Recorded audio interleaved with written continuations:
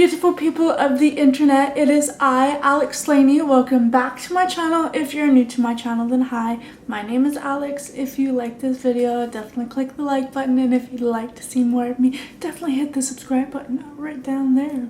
I feel like I say this in every single one of my latest videos, but it's been forever. I haven't uploaded in like almost 3 months now.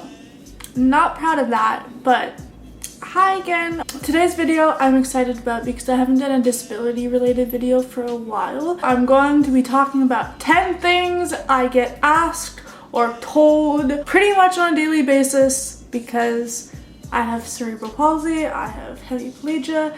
These are just things that I hear almost every day, people saying to me or asking me these things because of my condition. I figured that it'd be a cool idea to make a video about it because I know a lot of the people that watch my videos struggle with the same types of things. The first thing that I hear pretty much in any social occasion is what happened to your arm.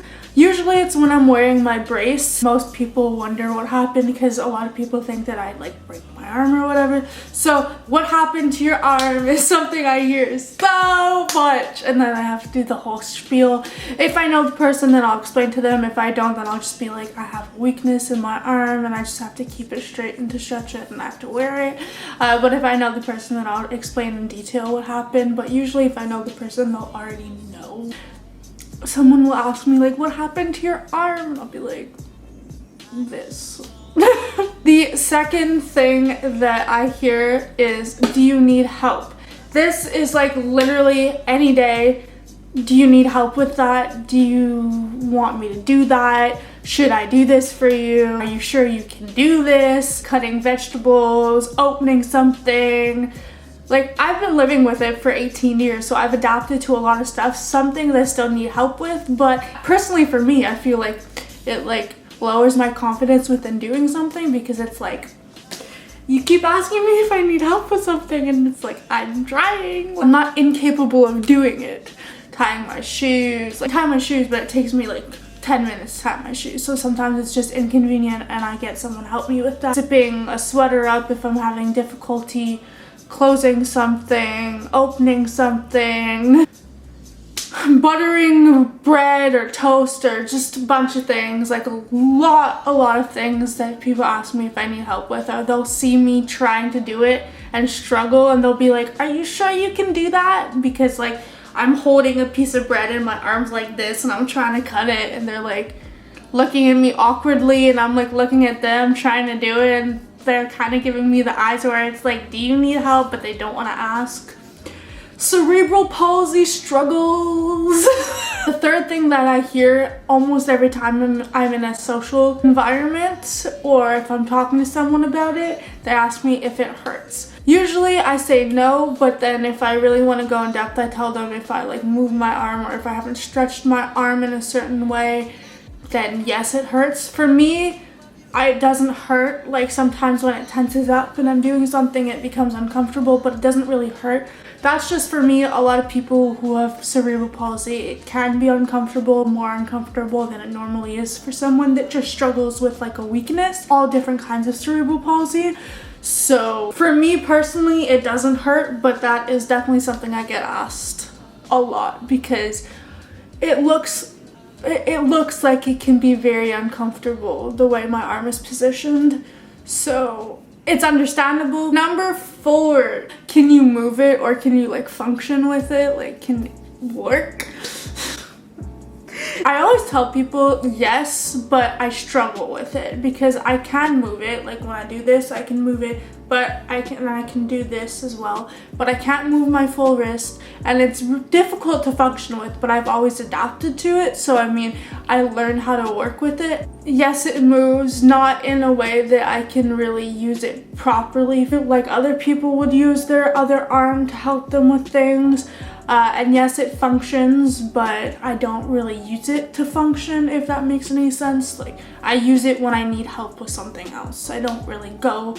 My first instinct when I'm grabbing something is to grab it with my left, not necessarily with my right. So I kind of only really use my arm when I need extra help. Number 5, why do you walk like that? I don't get this question as much as I used to, but when people notice, sometimes they ask me. Sometimes people are too shy about it, but I do get asked. I don't limp, but sometimes if I'm wearing heels or if I'm wearing high shoes, it's more noticeable. Walk flat. So on my right foot, I walk toe heel, not heel toe. So my leg hits the floor flat. So it makes more of a sound and it looks like I'm limping, but I'm not really limping. It's not that bad, which I'm very, very grateful for. I did a lot of dancing when I was younger, so when I used to see the physiotherapist for my leg, he'd always tell me the same thing, like, don't worry about it, it's better. Like, I used to have to wear a leg brace. I don't have to wear a leg brace anymore, but that was when I was super young. I did a lot of dancing and a lot of walking. Sixth thing that I hear, not so much on a regular, actually that's not true. My parents ask me this a lot. You do your stretches. Yeah, that's normal, like for your parents to ask you that kind of stuff. I used to do a lot of stretches. Now I don't really pay attention to doing the stretches as much, which I should, but I don't. But yeah, do you do your stretches? Or like, can you do your stretches? Or what are your stretches? Blah, blah, blah, blah. All of that stuff I hear a lot. Number 7, okay. People with cerebral palsy, they tend to not feel everything as much in their nerves as their better hand. So I get, can you feel this? Or did you feel that? A lot. The 8th thing that I don't really, this isn't really a statement that, or like something that people say, but if I don't wear my brace sometimes and it's visible, I get stares or weird looks. That is just relatable for anyone with CP, and like that's something that a lot of people struggle with. I have just kind of gotten used to it. People don't really make it a big deal anymore, but I used to get looks and stuff like that. So I mean, it's normal. Like if I go out, people look at me or like, I don't know. It's just I've gotten used to it at this point. Number 9. Again, this is something that like not necessarily happens every day. Like relevant name calling. When I was in high school, I used to get called a lot of names. The biggest one was T-Rex girl. We love that name. Yeah, I got called T-Rex girl a lot because of my disability. And like just people saying like the girl with the messed up arm. That was just normal. Number 10 pretty often is, can you do this? Are you able to do this?